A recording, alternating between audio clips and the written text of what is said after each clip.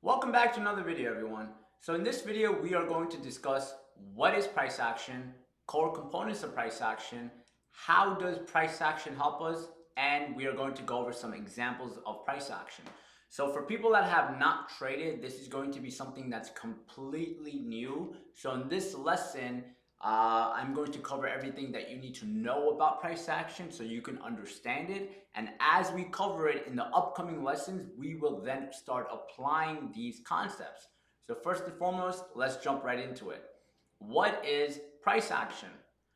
Price action is raw price movement. So basically, when you guys look at a chart, this right here is basic price action. It's very simplified. It's very easy to read and easy to understand.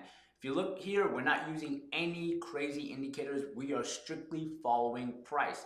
That is price action. It's raw price movement. In price action, we do not use indicators. I'll show you what indicators are for people that don't know. But for now, just to give you an idea, we are not using indicators. We are focusing solely on raw price movement. In price action, we are using past history to predict what will happen. So basically, we look at what has happened, right, to kind of predict what has the highest probability of happening next. Will or can this stock go up? Will it go down? What will happen? And we basically focus on the past history of price action to kind of predict that. And finally, price action keeps trading simple and clean. Once again, there's not a lot of indicators. There's not a bunch of noise on your chart. You're looking at simple, raw price movement.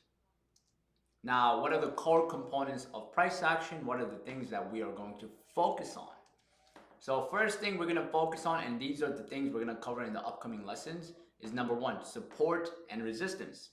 This is where you find supply and demand zones. Once again, we are going to cover these in the upcoming lessons. Candlestick formation. How are candles formed? What is the candle telling us? Is there strength? Is there weakness? What is going on? And once again, all of these components I will cover one by one in the upcoming lessons. Chart formation, volume, and trends. These are the core components of price action. All of these make up price action. They help us identify what will most likely happen to the stock next based on what has happened previously. So here's an example of price action. If you look here, we're looking at stock Apple. This is Apple's chart. And I'm going to break down charts in the next example, but I just want you to understand for now what price action is. And then moving forward, once again, we are going to break down each single item. This is price action, simple raw price movement.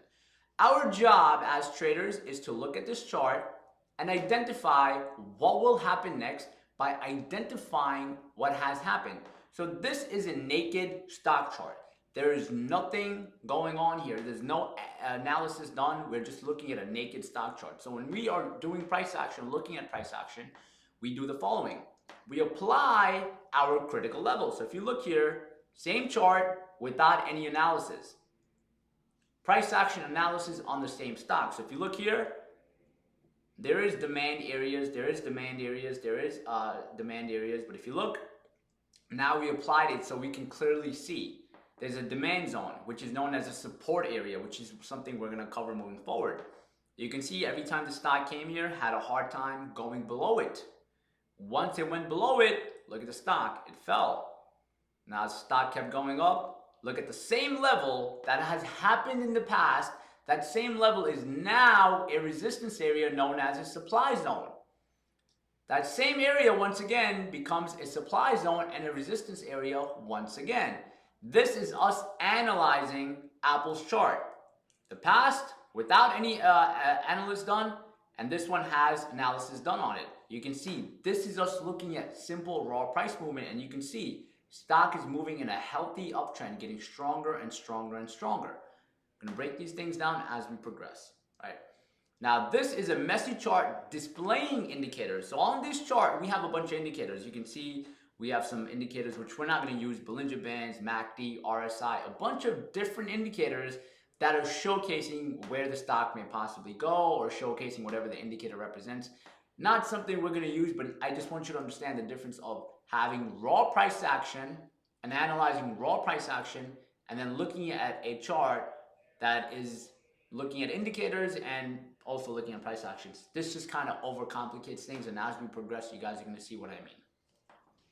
Now, do not solely trade price action.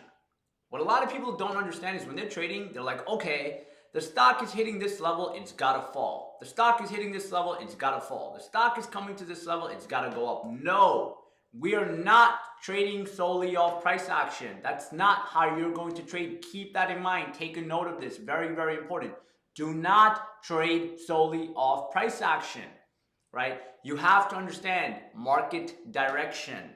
You have to understand the sentiment of the company. What is the company's sentiment? You have to then use price action, and as we progress, you're going to see this more and more and more. We are not solely, once again, just saying the stock is hitting a supply zone, it's hitting a resistance zone, it's going to go down. No, that's not the way we're going to trade. We're going to combine these three: market direction, company sentiment, and price action. That is going to give us the highest probability for us to have a successful trade. Now, if you look here, the same example, price action in combination with the market. We have a demand zone known as a support area. Now, the reason the market sold off, there was a market sell-off, right? The market started selling off, right? There's huge, for anyone trading or anyone familiar with this time, this was in 2018 in November, December, and a little bit of October. The market started selling off. Now, because the market started selling off, a stock like Apple is most likely going to sell off too. But we look at the combination of price action. Market is selling off here. The overall market, it has a lot of fear. There's a sell-off going on. That causes majority of stocks to fall as well. But that doesn't mean we go on and take a position. We wait for price action to showcase us something, right? And look, it breaks a critical level, stock starts falling. Same thing here. What happens right here? If you guys look over here, you can see we are at a supply zone and a resistance area. Stock goes to that point, gets rejected, and starts falling. When we look at price action, we are analyzing the past history. We identify these levels.